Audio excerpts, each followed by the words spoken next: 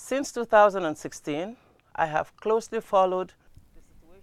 Je suis de près les situations en République des Philippines et en République bolivarienne du Venezuela depuis 2016. Ces deux pays sont États parties au statut de Rome. Après avoir minutieusement examiné, en toute indépendance et impartialité, un certain nombre de communications et de rapports au sujet de crimes susceptibles de relever de la compétence de la Cour pénale internationale, j'ai décidé d'entamer un examen préliminaire dans chacune des situations en cause. L'examen préliminaire relatif à la situation aux Philippines portera sur l'analyse des crimes présumés commis dans cet État partie depuis le 1er juillet 2016 au moins, dans le contexte de la campagne de guerre contre la drogue lancée par le gouvernement philippin. Plus particulièrement, depuis juillet 2016, des milliers de personnes auraient été tuées car elles auraient illégalement consommé des drogues ou se seraient livrées au trafic de stupéfiants. Tandis que certains de ces meurtres seraient survenus dans le contexte d'affrontements entre gangs ou au sein de ceux-ci, nombre des faits rapportés concerneraient des meurtres extrajudiciaires perpétrés au cours d'opérations policières de lutte contre la drogue. L'examen préliminaire de la situation au Venezuela portera quant à lui sur l'analyse des crimes qui auraient été commis dans cet État partie depuis avril 2017 au moins, dans le contexte des manifestations et des troubles politiques y afférents.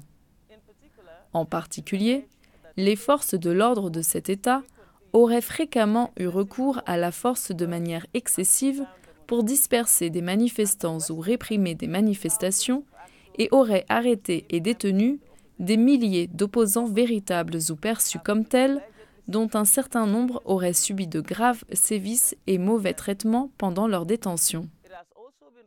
Des groupes de manifestants auraient également eu recours à la violence, faisant des morts et des blessés au sein des forces de l'ordre.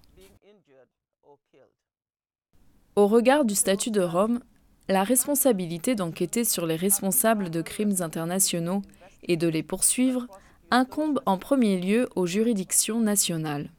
J'insiste sur le fait qu'un examen préliminaire ne constitue nullement une enquête, mais un processus au cours duquel les informations disponibles sont examinées afin de déterminer, en toute connaissance de cause, s'il existe une base raisonnable justifiant l'ouverture d'une enquête au regard des critères posés par le statut de Rome. Pour y parvenir, en ma qualité de procureur, je suis tenu d'analyser en particulier les questions liées à la compétence, à la recevabilité et aux intérêts de la justice.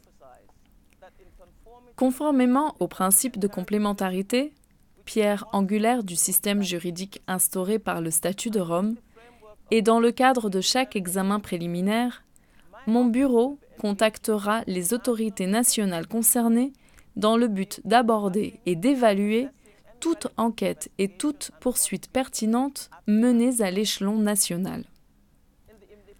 Dans le cadre de sa mission qu'il mènera en toute indépendance et en toute impartialité, mon bureau tiendra également dûment compte de l'ensemble des observations et des points de vue qui lui seront transmis, guidés exclusivement par les exigences du statut de Rome.